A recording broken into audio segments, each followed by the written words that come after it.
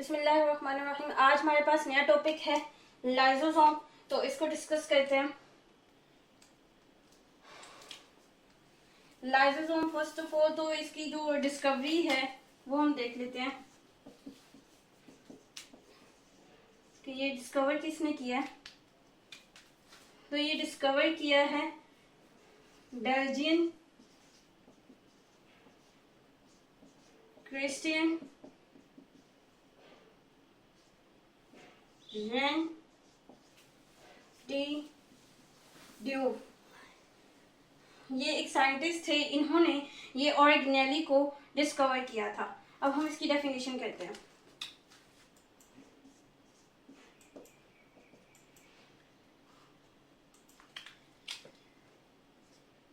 Lysosome is a membrane bound vesicle that contain digestive enzyme. It is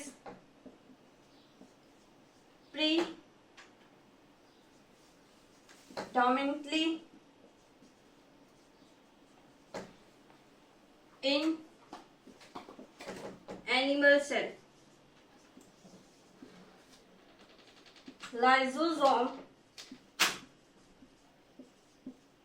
bud of Golgi apparatus। ये इसकी पूरी definition है, ठीक है।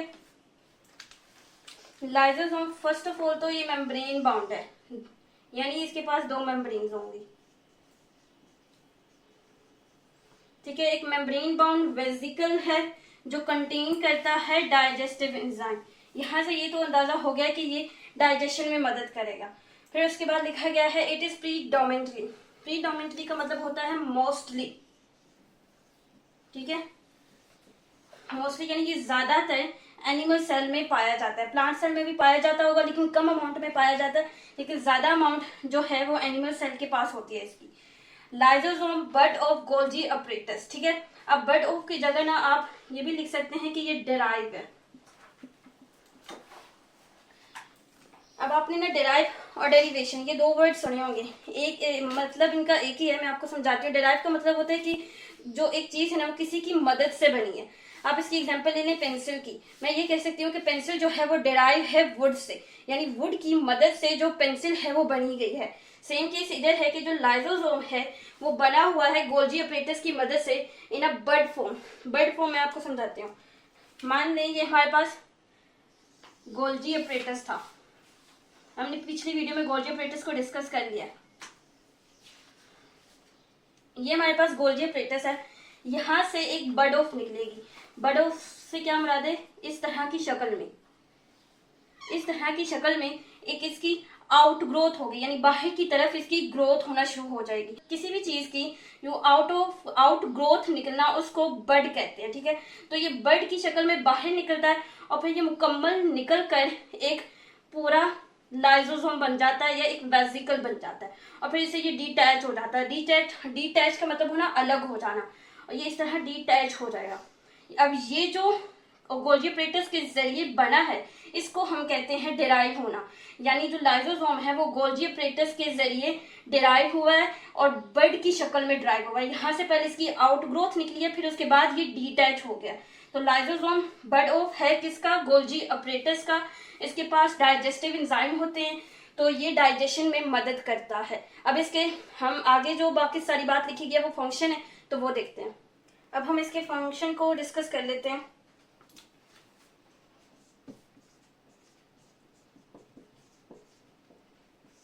पहला जो इसका फंक्शन है वो हम डायग्राम के जरिए समझेंगे ताकि हमें इजीली समझ आ जाए।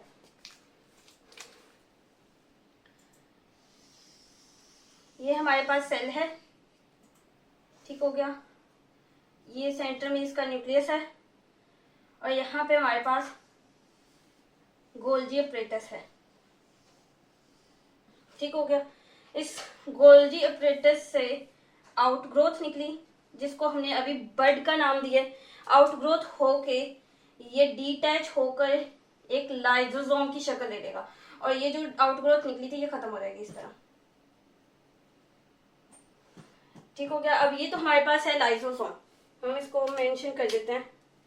ये पूरा जो है ये हमारे पास गोल्जी अपरेटस है, गोल्जी अपरेटस, और ये हमारे पास लाइजोसोम। ठीक हो गया। अब बाहर से हमारे पास एक फूड पार्टिकल आया, ये है हमारे पास फूड पार्टिकल।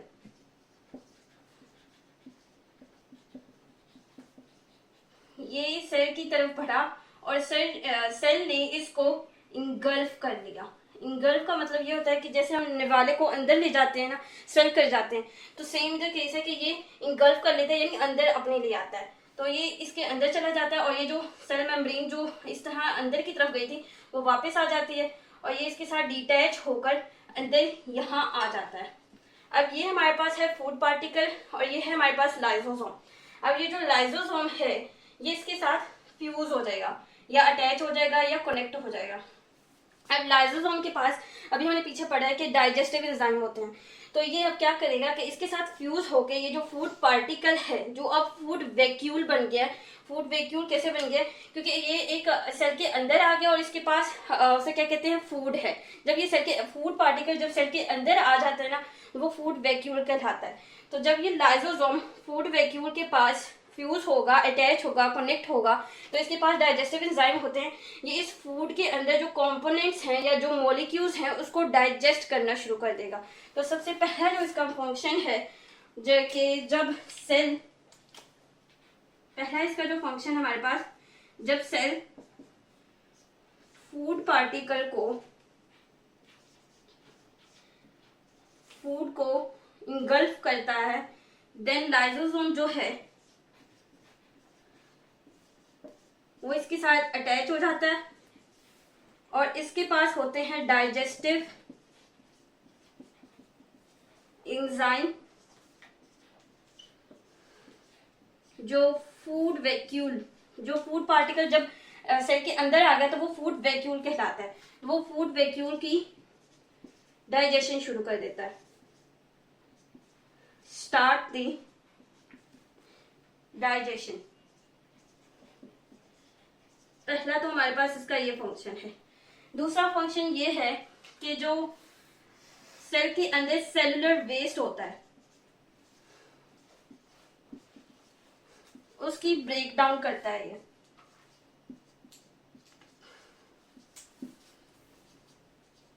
सेल के अंदर जो वेस्ट होता है, वेस्ट कहाँ से आ रहा होता है? जहां जो प्रोसेस हो रहे होते हैं सेल में। हमने साइटोप्लाज्म में पढ़ा था कि एक उसे क्या कहते हैं, प्रोसेस हो रहा होता है, वो है glycolysis, break down of glucose. जब ब्रेक डाउन ऑफ ग्लूकोज हो रही होगी तो जाहिर सी बात है कोई ना कोई वेस्ट बन रहा होगा। तो वो जो वेस्ट है, वो जो उस वेस्ट को जो ब्रेक किया जाता है, तोड़ दिया जाता है, वो किसके जरिए तोड़ा जाता है? लाइसोसोम के जरिए, क्योंकि इसके पास डाइजेस्टिव एंजाइम होते हैं। तो इसका ये दूसरा फंक्शन है।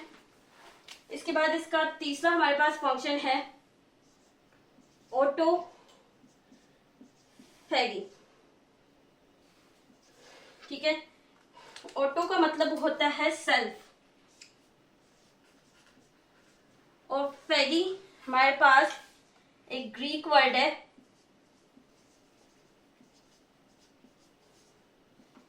फैगियन।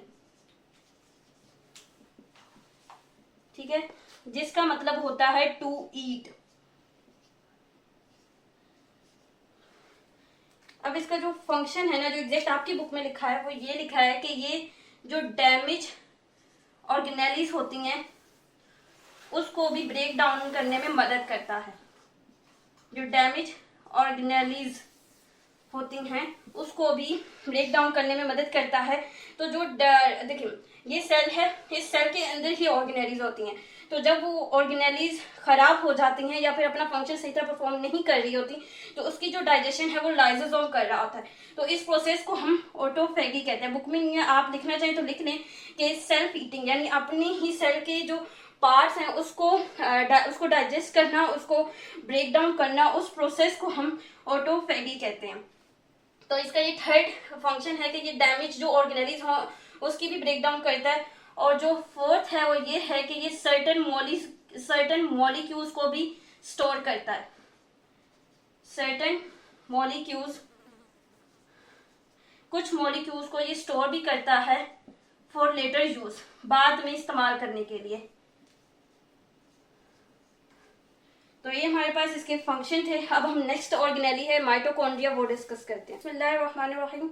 अब हमारे पास नेक्स्ट ऑर्गेनेली है माइटोकॉन्ड्रिया। तो पहला पैराग्राफ जो है वो इसका फंक्शन लिखा गया है, तो हम पहले इसका इंट्रो करेंगे, क्योंकि कोई भी लोगों ने उसको डायरेक्ट फंक्शन या कंपोजिशन वगैरह जो भी हेडिंग है उससे नहीं करते, इंट्रो या डेफिनेशन देकर करते हैं।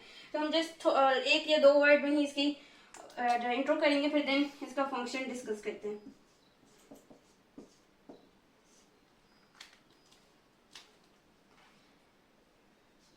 It is membrane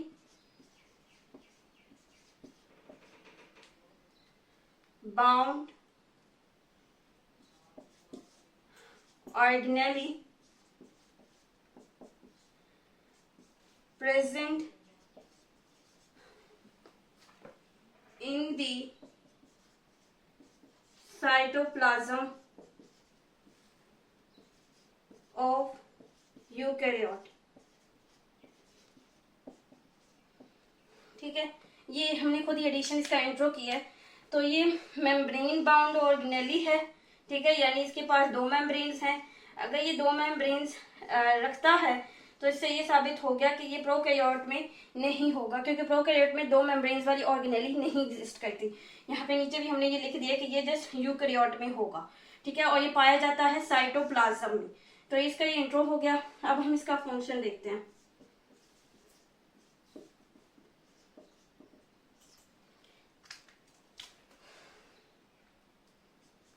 it is called the power house of the cell because it gives the energy. The aerobic respiration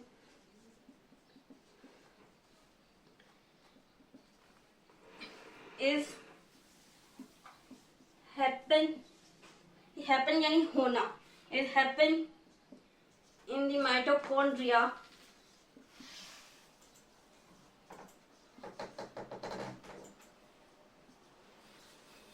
in which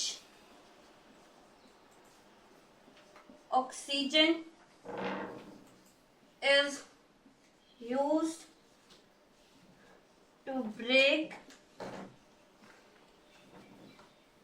the glucose and release energy in the form of ATP। ये हमारे पास इसका function है। Mitochondria जो है वो power house कहलाता है। Power house क्यों कहलाता है? क्योंकि ये एनर्जी हमें दे रहा होता है। एनर्जी और पावर एक ही बात है, एनर्जी होगी तो आपके अंदर पावर होगी। तो माइटोकॉन्ड्रिया हमें एनर्जी प्रोवाइड कर रहा होता है, इस वजह से हम इसको पावर हाउस कहते हैं। अब ये एनर्जी प्रोवाइड कहाँ से कर रहा होता है? एरोबिक रेस्पिरेशन के जरिए। रेस्पिरेशन दो होती हैं, एक हमारे पास एरोबिक रेस्पिरेशन होती है और एक होती है anaerobic respiration. Aerobic anaerobic, ठीक है। ये जो एरोबिक रेस्पिरेशन होती है ये ऑक्सीजन की प्रेजेंस में होती है। जब तक ऑक्सीजन होगी तब तक ये रेस्पिरेशन होगी। और एनारोबिक वो है जो ऑक्सीजन की एब्सेंस में होती है। एब्सेंस यानी गैर मौजूदगी या फिर नहीं होती, ठीक है। एन मैंने आपको पहले भी बताया था, एन कहाँ आ जाए ना, जो ऊपर डेफिनेशन की जाती है उसके अंदर हम नॉट ऐड कर देते हैं, ठीक है। तो एरोबिक रेस्पिरेशन वो है जो ऑक्सीजन की प्रेजेंस में होती है, एनारोबिक रेस्पिरेशन वो है जो ऑक्सीजन की एब्सेंस में होती है। माइटोकॉन्ड्रिया पावर हाउस है। अब वो एनर्जी लेकर कहाँ से आ रहा है? एरोबिक रेस्पिरेशन के जरिए। आगे हमने खुद यहाँ पे लिख दिया कि aerobic respiration is happen in the mitochondria in which oxygen, जिसमें ऑक्सीजन यूज हो रही होती है टू ब्रेक द ग्लूकोज। हमने इसके लिए ब्रेक द ग्लूकोज के लिए एक वर्ड आगे साइटोप्लाज्म में हमने लिखा था, होता ग्लाइकोलाइसिस। ठीक है, तो आप ये भी वर्ड इधर लिख सकते हैं। ब्रेक द ग्लूकोज के लिए वर्ड आप ग्लाइकोलाइसिस लिख सकते हैं। ग्लाइको से ग्लूकोज और लाइसिस से हमारा ब्रेक डाउन होता है। तो break down of the glucose के जरिए वो हमें एनर्जी दे रहा होता है in the form of ATP. अब हमने साइटोप्लाज्म में पढ़ा था कि साइटोप्लाज्म में रिएक्शंस हो रहे होते हैं, जैसे कि मिसाल हमने दी थी ग्लाइकोलाइसिस।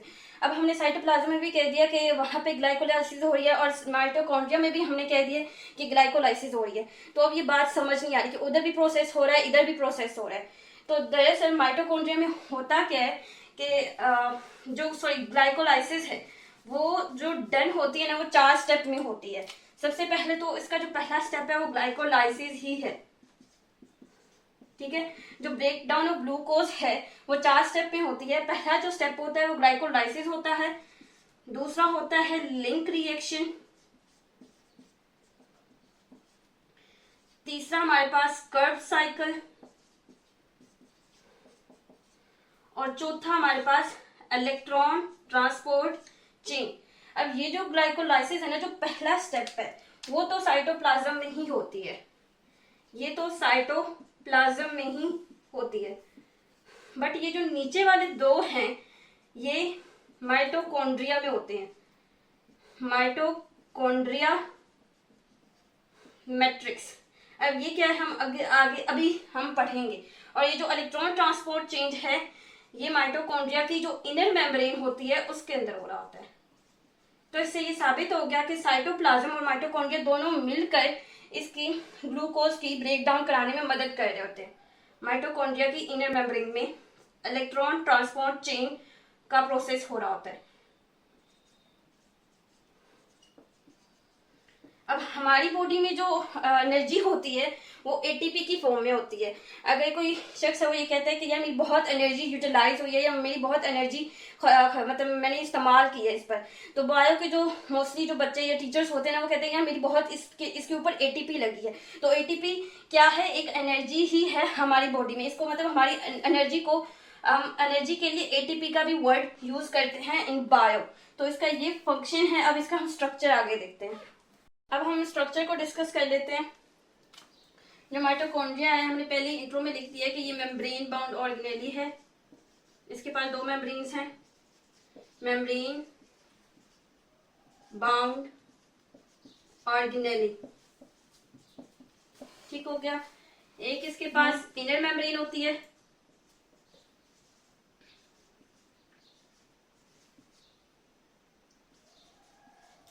और एक इसके पास आउटर मेम्ब्रेन होती है।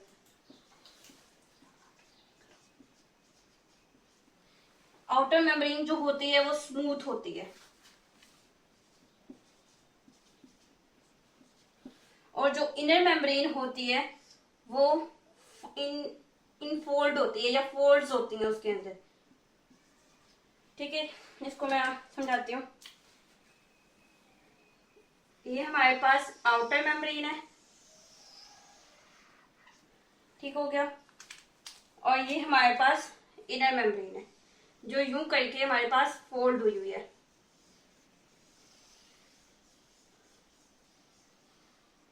इस तरह करके आउटर मेम्ब्रेन जो है हमारे पास वो ये है जिसको हमने स्मूथ कहा, और ये हमारे पास इनर मेम्ब्रेन है।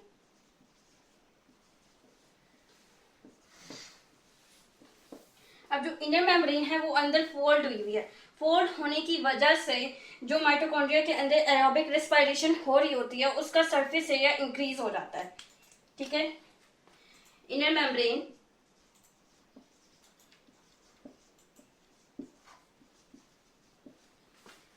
Increase the surface area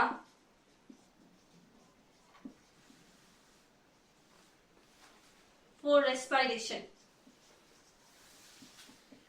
respiration कौन सी? एरोबिक रेस्पिरेशन, हमने अभी पीछे पढ़ा है। वो जो रेस्पिरेशन हो रही होती है उसका सरफेस एरिया इंक्रीज हो जाता है।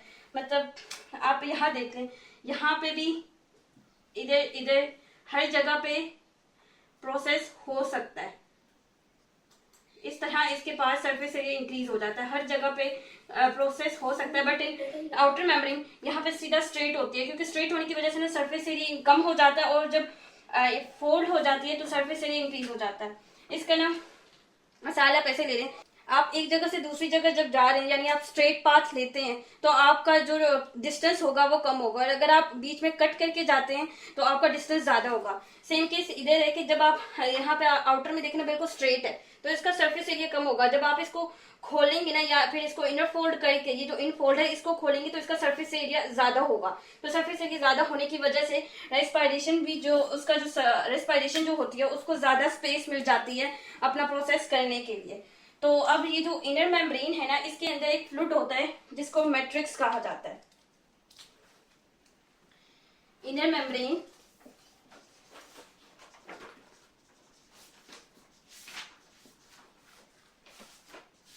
contain the fluid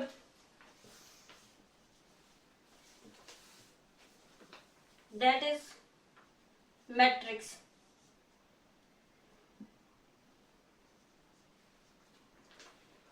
ये हमारे पास इनर मेम्ब्रेन है। इस इनर मेम्ब्रेन के अंदर यहाँ पे फ्लूइड होता है, और उस फ्लूइड को हम मैट्रिक्स का नाम देते हैं।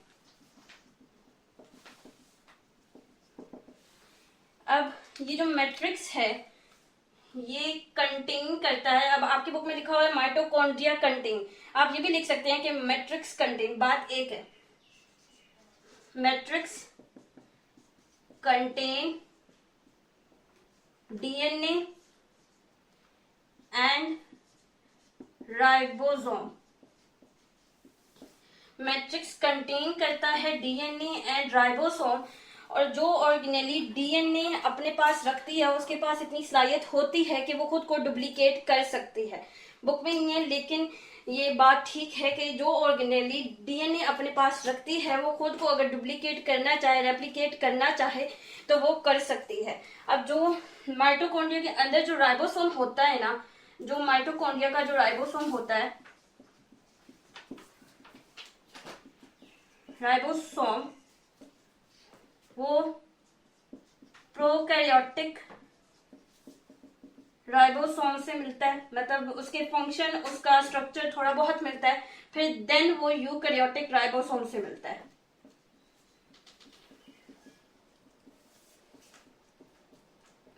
ठीक हो गया। यहाँ पे एक बात हमारी रह गई है कि जो इनर मेम्ब्रेन्स हैं, ये जो इनर मेम्ब्रेन है, ये जो फोल्ड हुई है, इसको हम क्रिस्टा भी कहते हैं, CRISTAE, क्रिस्टा। ठीक है, जो इनर मेम्ब्रेन है जो फोल्ड हुई है उसको क्रिस्टा भी कहा जाता है। ये जो इसकी फोल्डिंग है, इस फोल्डिंग को क्रिस्टा कहा जाता है। तो ये इसका स्ट्रक्चर था जो हमने डिस्कस कर लिया, और यही आज का टॉपिक था। अगली वीडियो में मुलाकात होगी। खुदा हाफिज।